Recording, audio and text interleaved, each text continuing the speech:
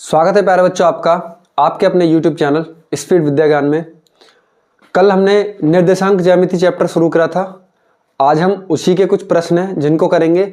हमारा पहला प्रश्न है, y अक्ष पर वह बिंदु जो बिंदुओं a 6,5 और b -4,3 से समदूरस्थ है के निर्देशांक ज्ञात करो। सबसे पहले बात यह आती है कि समदूरस्थ होता क्या है। समदूरस्थ का मतलब क्या होता है बेटा? सम मतलब समान, दूर का मतलब दूर, अस्त का मतलब स्थित। ठीक है ना, जो दोनों बिंदुओं से समान दूरी पर स्थित हो। ठीक है, जैसे एक बिंदु बीच का ये हो गया हमारा, यहाँ पे हमने एक बिंदु ले लिया, तो अब ये बिंदु जैसे P है तो A और B इससे दोनों बराबर दूरी पर होने चाहिए। इससे दोनों बराबर दूरी पर होने चाहिए, तब जाके हम कहेंगे समदूरस्थ है। जस्ट लाइक मैं जैसे ये कहूँ कि ये दो बिंदु हैं, ये हो गया A, ये हो गया B, तो मैं इसके बीच में एक बिंदु P ले लेता हूँ। ठीक है ना, तो अब ये दूरी और ये दूरी बराबर होगी, तब जाके कहीं ये समदूरस्थ होंगे। ठीक है, इक्विडिस्टेंस कहते हैं इंग्लिश में। ठीक जी, चलिए बच्चों, पहला प्रश्न मतलब अब ये सब हल करते हैं इस सवाल को। तो दिया है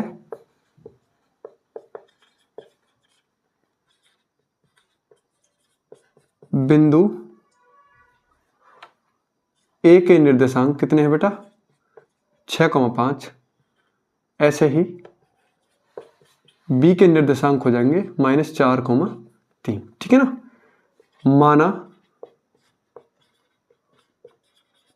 बिंदु P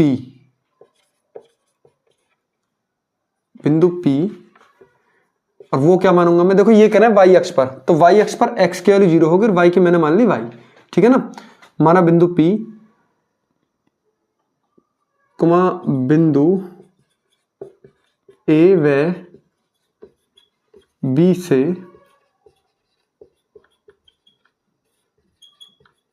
समदूरस्थ है। ठीक है जी, चलो बच्चों प्यार से समझते हैं।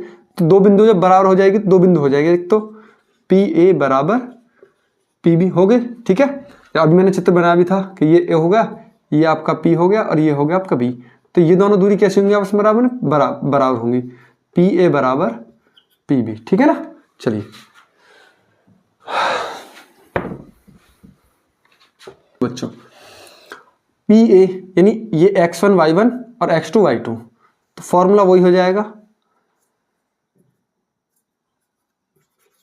x2 - x1 का whole square plus y2 - y1 का होल स्क्वायर। सेम चीज इधर होने वाली है, x2 - x1 का whole square plus y2 - y1 का होल स्क्वायर। x2 की वैल्यू कितनी आ जाएगी? x1 y1 x2 y2, तो बेटा ये आ गया आपका 6 - 0 का होल स्क्वायर प्लस y - 5 का होल स्क्वायर। ठीक है सर,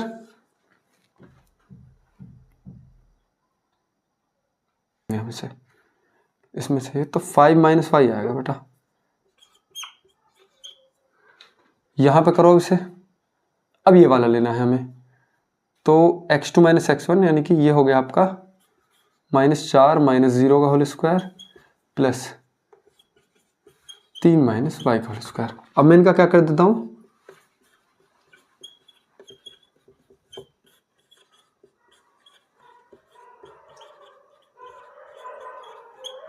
दोनों पक्षों का वर्क करने पर जब मैं वर्क कर दूंगा तो ये हो जाएगा बेटा 6 का स्क्वायर प्लस ये हो जाएगा 5 - y का स्क्वायर, ये हो जाएगा -4 का स्क्वायर प्लस ये हो जाएगा 3 - y का स्क्वायर।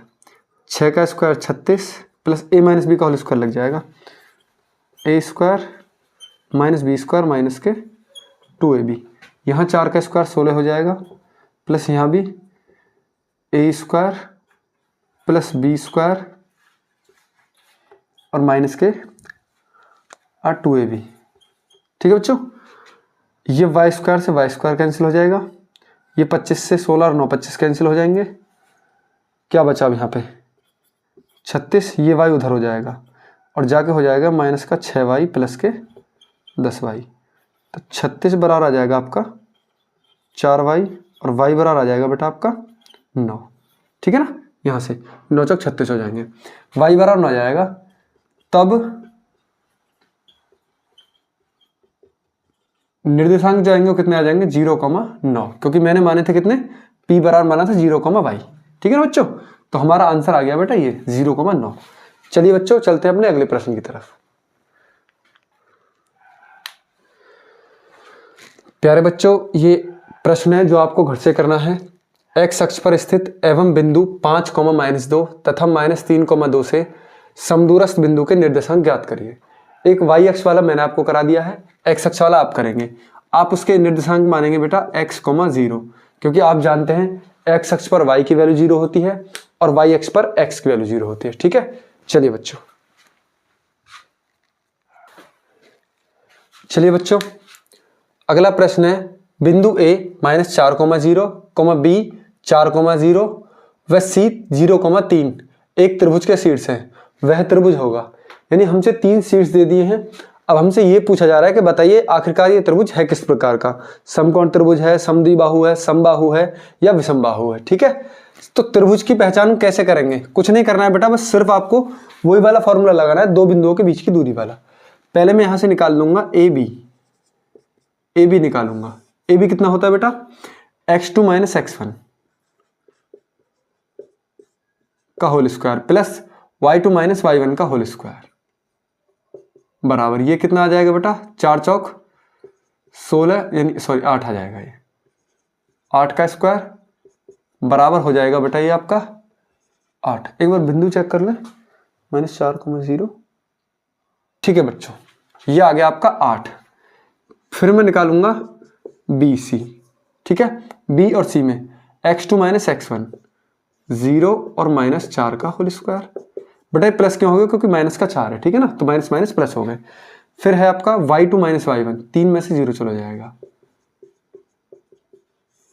यहां -4 बचेगा। -4 का स्क्वायर यानी कि 16, यहां 3 का स्क्वायर यानी कि 9। आंसर आ गया आपका √25, तो ये आ गया आपका 5। फिर मैं निकालूंगा बेटा AC या CA, जो भी आपका मन हो।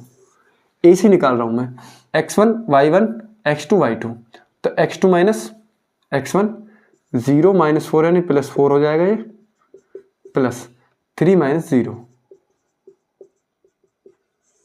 ये 4 का स्क्वायर। देखो -4 का स्क्वायर भी 16 होगा और 4 का स्क्वायर भी 16 और 3 का स्क्वायर 9, ये आ गया √25 बराबर ये भी 5।